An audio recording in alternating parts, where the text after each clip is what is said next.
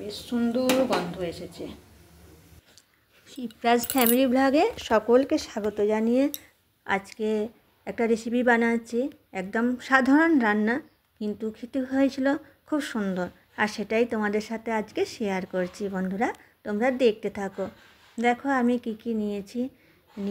যে লাউ কেটে নিয়েছি, আর রসুন কুচিয়ে নিয়েছি, পেঁয়াজ কুচিয়ে নিয়েছি, আর এটা হচ্ছে মুসুরির ডালকে ভিজিয়ে দিয়েছিলাম, তারপর সেটা বেটে নিয়েছি ভিজে যাওয়ার পর। আর তার মধ্যে দিয়ে দিয়েছি একটু অল্প পেঁয়াজ কুচি, আর রসুন আর কাঁচা লঙ্কা আমি একসাথে বেটে নিয়েছিলাম ডালের সাথে। আর তোমরা দেখতে থাকো আমি রান্নাটা করছি, আর তোমরা আমার সঙ্গে থেকো, আর একটুও তোমরা স্কিপ করো না বন্ধুরা। তোমরা প্রথম থেকে শেষ পর্যন্ত অ্যাড সহকারে দেখো। তোমাদেরকে অনেক অনেক ভালোবাসা জানিয়ে আমি শুরু করছি আজকের ব্লগে রান্না। দেখো, মুসুর ডাল যেটা আমি বেটে রেখেছিলাম সেটা চামচের সাহায্যে একটু ফেটিয়ে নিয়েছি, নিয়ে বড়ার আকারে গরম তেলের মধ্যে দিয়ে দিচ্ছি। দেখো, আমরা লাউ ডাল খাই বা লাউয়ের তরকারি খাই, অনেক কিছুই খাই, টক খাই, কিন্তু দেখো এইভাবে একবার তোমরা করে দেখতে পারো, ভালো লাগে এইভাবে রান্না করলে। আর আমাদের তো বেশ ভালোই লেগেছে। প্রতিদিন মাছ মাংস ডিম আমরা যে যেমন পারি রান্না করি, খাই, কিন্তু এইভাবে যদি লাউকে রান্না করা হয় টেস্ট খুব ভালো হয়। তো দেখো, এই সাইডে দেখছি অনেকটা তেল আছে আর জায়গাটা ফাঁকা আছে, তাই সাইডেও কিছুটা করে দিয়ে দিয়েছি।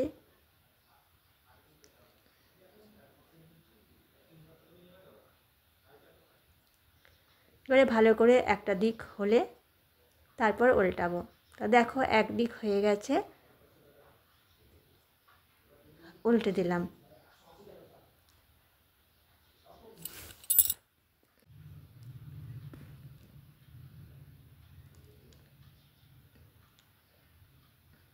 উল্টে দিলাম।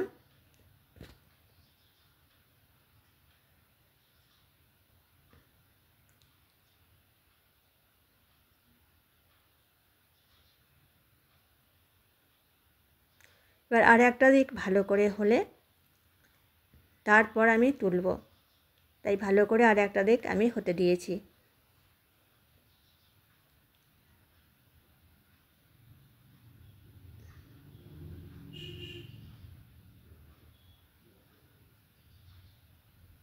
দেখো বন্ধুরা, এবার হয়ে গেছে। এবারে তুলে নিচ্ছি বড়াগুলো।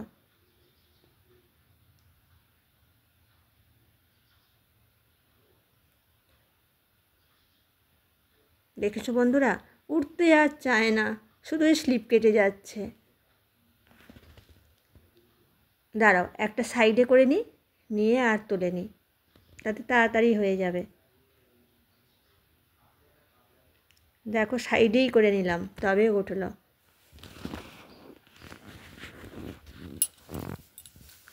তো দেখো বড়াগুলো এই যে হয়ে গেছে, এটা থাক। এবার দেখো কড়াইয়ে যে তেলটা আছে, অনেকটাই তেল আছে, আমি খুব বেশি তেল দিয়ে রান্নাটা করব না, হালকা করেই করব। আর এই গরম তেলের মধ্যে দিয়ে দিলাম 1 চামচ জিরে, গোটা জিরে, আর একটা শুকনো লঙ্কা, 2টো তেজপাতা ফোড়নের জন্য। আর দেখো বেশ সুন্দর সেন্ট উঠেছে।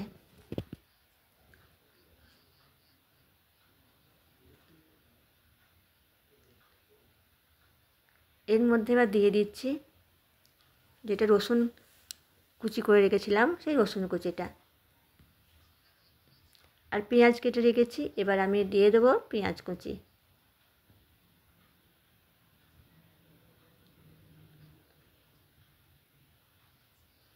দিয়ে অল্প একটু ভাজা ভাজা করে নেব।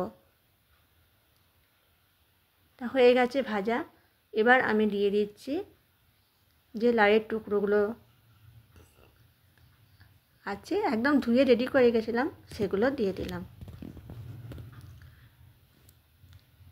এবার একটু নাড়াচাড়া করে ভেজে নেব।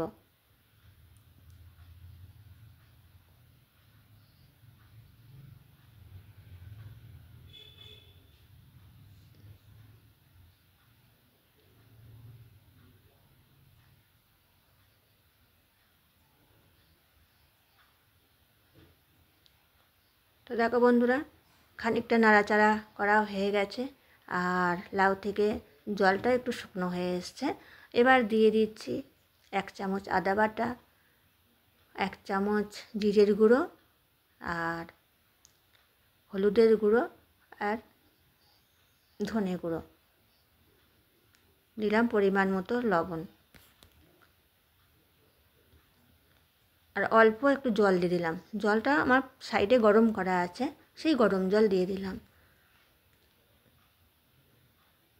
জলটা দেওয়ার জন্য ভালো করে মশলাটা কষানো যাবে।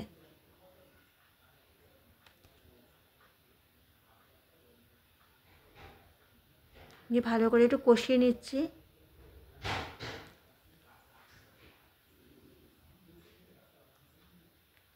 দেখো বন্ধুরা, খানিকটা কষানো হয়ে গেছে। এবার আমি দিয়ে দিচ্ছি 1 চামচ কাশ্মীরি মরিচ, কালার হওয়ার জন্য।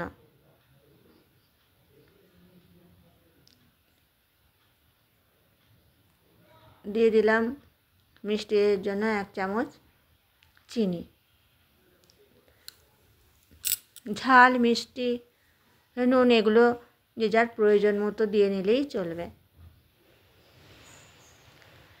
কষানো হয়ে গেছে আর যতক্ষণ না কাঁচা গন্ধটা গেল মশলার, ততক্ষণ আমি কষিয়ে নিলাম। নিয়ে দিয়ে দিলাম গরম জল।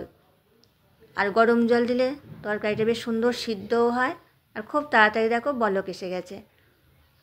আর দিয়ে দিচ্ছি কাঁচা মরিচ।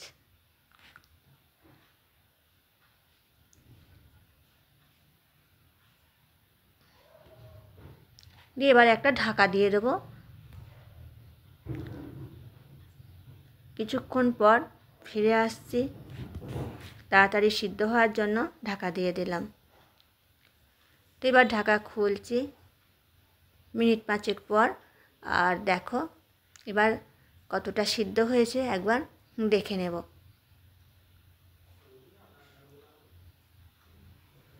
তা দেখো সিদ্ধ হয়ে গেছে। এবারে আমি যে বড়াগুলো ভেজে রেখেছিলাম সেই বড়াগুলো দিয়ে দিচ্ছি।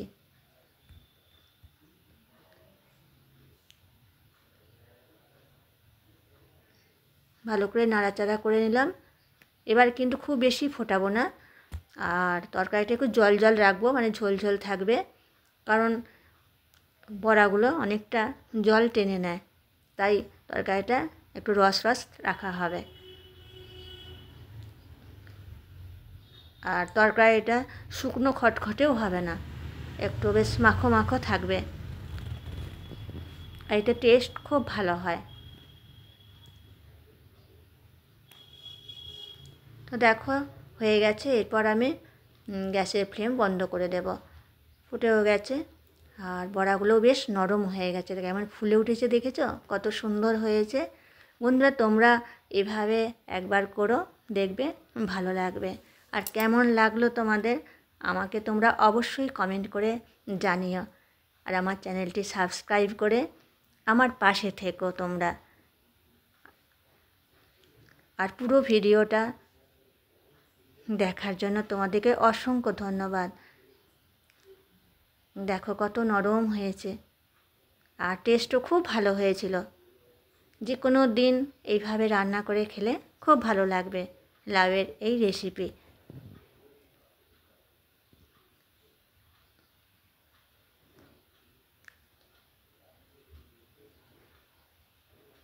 তোমরা আমার পাশে থেকো, সাথে থেকো সব সময়। আর তোমাদেরকে আমার প্রাণ ভরা ভালোবাসা জানিয়ে আজকের মতো আমি এবার বিদায় নেব। তোমরা সবাই ভালো থেকো, সুস্থ থেকো, সাবধানে থেকো। আবার দেখা হবে আগামী দিনে। Tata, bye bye.